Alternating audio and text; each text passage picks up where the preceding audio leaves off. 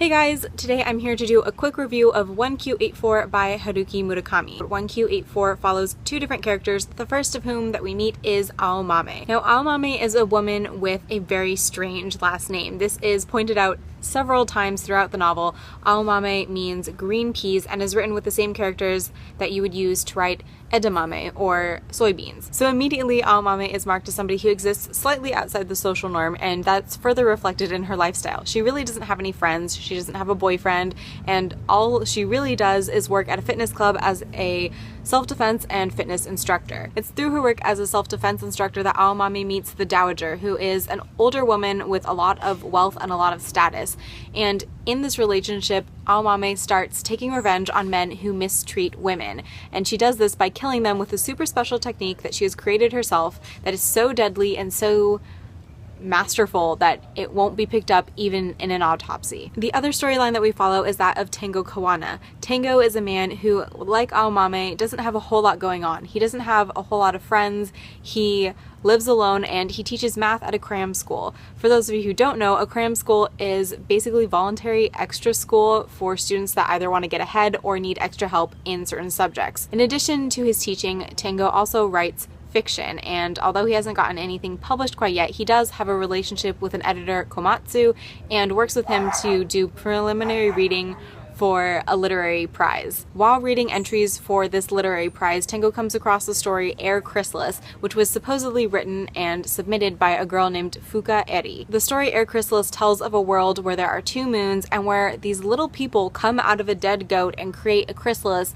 out of seemingly nothing in thin air. Now, I kind of don't want to say any more than that because one, it gets really complicated and I'm not sure if I will be able to properly describe the rest of the novel, but also it gets complicated, so I don't want to accidentally give away anything more than I need to, and I just want to talk about some general thoughts I had about the book. First of all, let it be known that I'm a huge fan of Murakami's writing style. I'm sure there are those who think that it's very slow and very tedious because he definitely likes to take his time and he's very descriptive. He specifically likes to talk about what people are wearing, what they do when they first get up, from brushing their teeth to taking a shower to what kind of towel they used. He likes detailing out in lists what ingredients people are pulling out for their meals and then how they prepare the meals. And for some people that's gotta be awful and hateful and they're never going to want to read that. For me, I love that. That's my favorite kind of description, and this book was chock full of that. I think something else that Murakami does really well in the first two books of this novel is give us very interesting and very compelling secondary characters. We have Komatsu, the editor, we have the Dowager, we have Tamaru, who is the Dowager's kind of security detail. We have Fuka Eri. Fuka Eri is so interesting,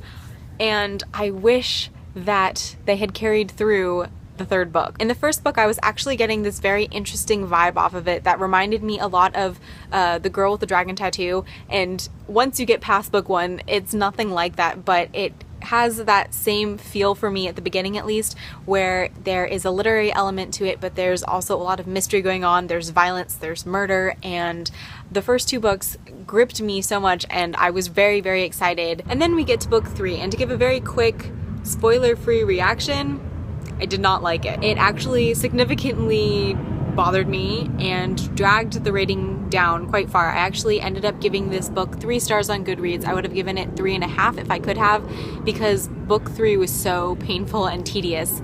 And if you would like to hear my spoiler containing thoughts on book 3, stay tuned.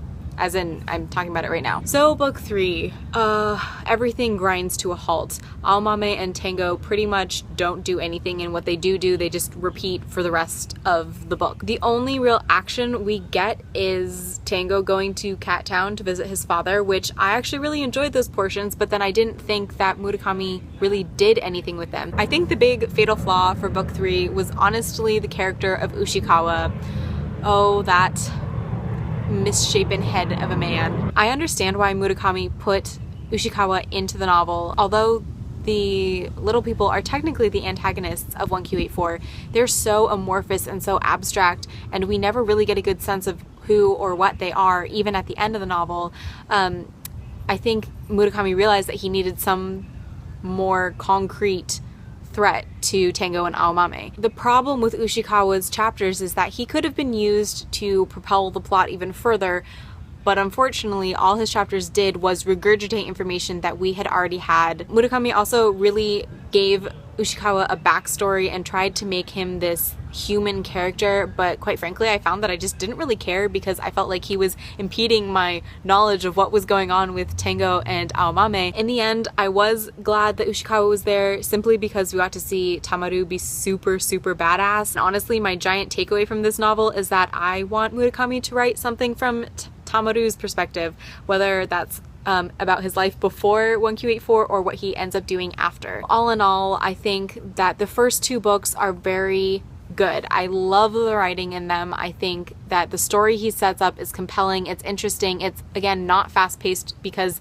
this is a Murakami novel, but it's fast-paced enough to get you engaged and invested.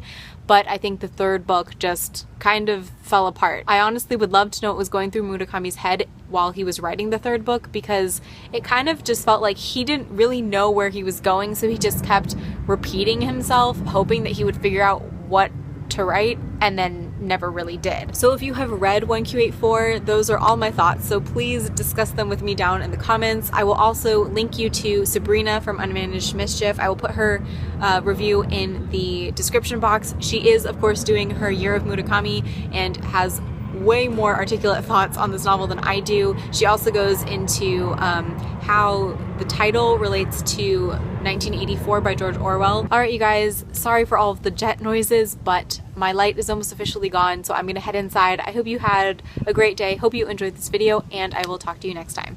Bye! Such a loud plane. I live like 15 minutes from an airport in a jet path. Hi, Dad. Yeah. Just wave because you're on camera. Jesse, why don't you tell them what's it about? I can't get the sentence out.